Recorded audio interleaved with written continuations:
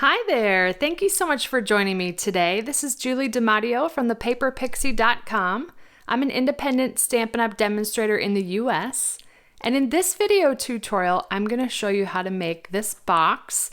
I am calling it a triangular double pyramid box. I love how this goes together. It opens like this and it's really easy to make. I'm using the Festive Corners stamp set and the beautiful brightly gleaming specialty designer series paper. This is the first sample that I made. Here's the version that I made on my live broadcast this week, and then we're going to make a different version today. So let me show you how easy this is to make. I have two pieces of the brightly gleaming designer series paper. The first one measures 5 inches by 10 inches, and the second one measures 4 7/8 inches by 9 5/8. Let's start with the 10 inch by 5 inch version. If you had a directional paper like this pattern, you would want to make sure that you cut your paper in portrait, and you want to have the pattern on the 10 by 5 inch going from top to bottom. So along the 5 inch side, we're going to go ahead and score this at 1 inch and 2 inches. Then I'm going to rotate it clockwise. So we've got those two 1 inch sections at the top, and we're going to score this at 3, 6, and 9. So that piece is scored. Bringing in the 4 7/8 by 9 5/8. If your pattern was directional, you want to cut it in portrait again, but this time you want to actually have your pattern go upside down when you do the scoring. Again, with this piece, it doesn't matter because this is not directional, but if you had a directional pattern, again, like this one, you want it to be cut in portrait, but you want it to be upside down. So again, we're going to score along the 4 7/8 inch side at 1 inch and 2 inches. I'm going to rotate it clockwise. We're going to score it at 2 7/8, 5 3/4, and 8 5/8. Okay, so those pieces are now scored. I'm going to start with a larger piece, and we're going to fold and burnish on all the score lines. Bringing in the template here. So I've got my two 1 inch sections along the top. What we're going to do next is cut up each of these vertical score lines, stopping at that first horizontal score line.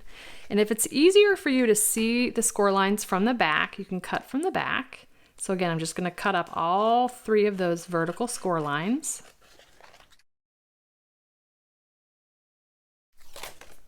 Like so. Now this piece, I'm going to come in and cut just a little bit of a 45-degree angle there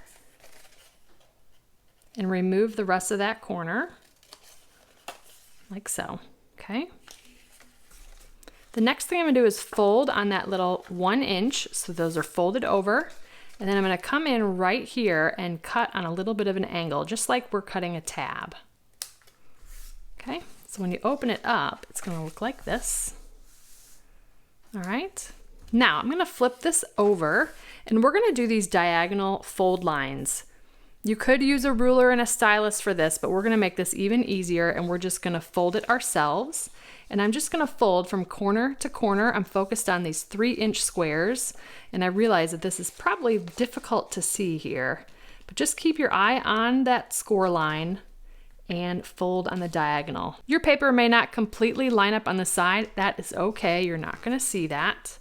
But again, I'm going to go corner to corner to do those crisscross score lines. And we're going to continue to do that to all 3 sections.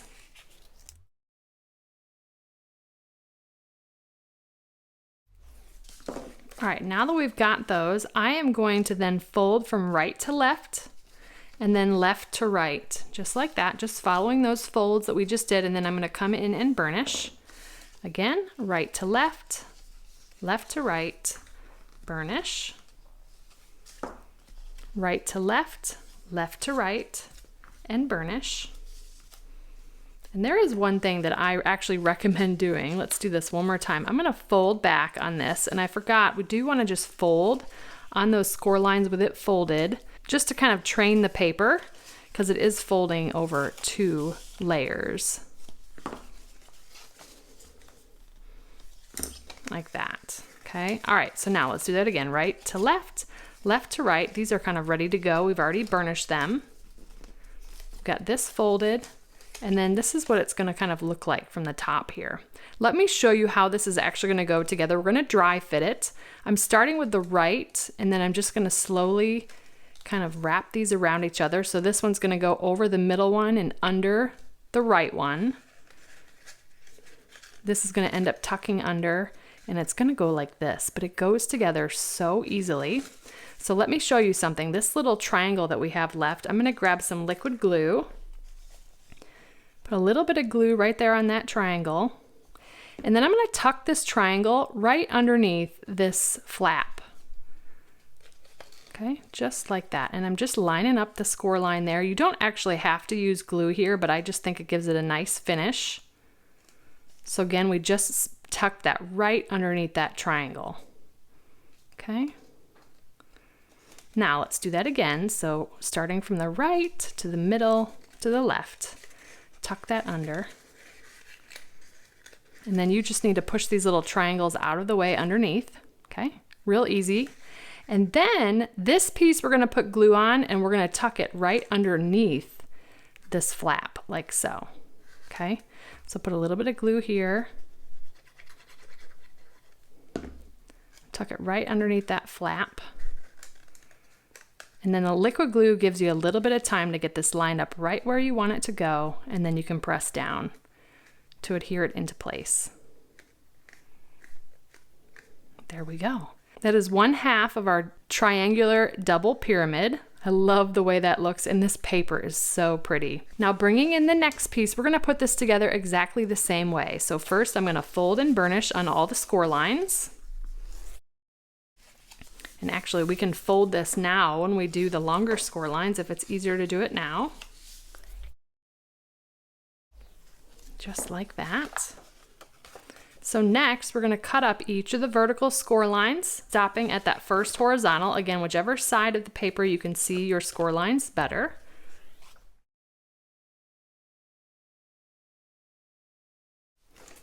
All right, then we're going to come in and cut here on that 45-degree angle, like so. Okay, fold this down, come in and notch this little tab here.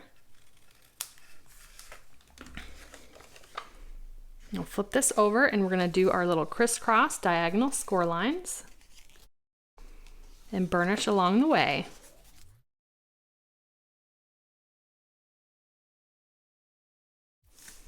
All right, so again, right over left, left over right, right to left, left to right,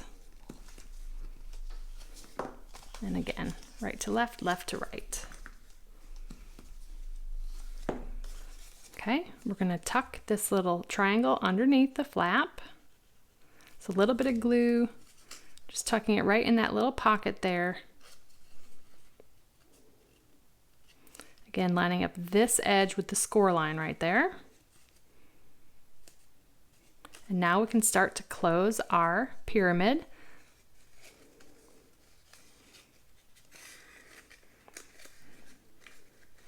Now put a little bit of liquid glue here on the tab.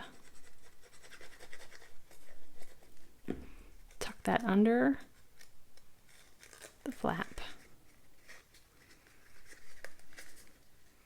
And then get that right into place. And how awesome does this look? Here is our other half. Now pay attention to where the seams are. I'm going to actually put that so that it's in the back. And again, here's the seam on this side. So these should fit right inside of each other perfectly. Now, when I put this box together, I realized it was going to be really hard for the recipient to get these pulled apart. So we're going to put a little ribbon pull tab here. And for that, I'm going to use our denim 3/8 of an inch ribbon, and I'm just going to cut a 3-inch piece of it. Now I don't want the ends to fray, so I'm just going to quickly take a lighter and run that right over the ends. You could use fray check for this as well. And then I'm going to grab some tear-in tape, and I'm going to run it just right in the center. So a little piece here.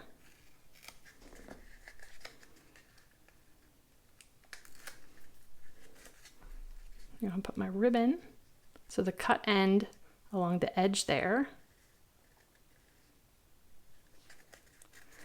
I'm going to grab another piece of tear and tape and layer that over the ribbon, again just in that little 1-inch section. And then we're going to layer that back over itself. So then when you close the box, you've got a little ribbon pull here that makes it easier for the recipient to figure out how to open this awesome box. Look at that. All right, now I have done some stamping and die cutting ahead of time just to save some time, but I used the Festive Corners stamp set and the Sentiment Merry in Night of Navy. I stamped that onto Very Vanilla.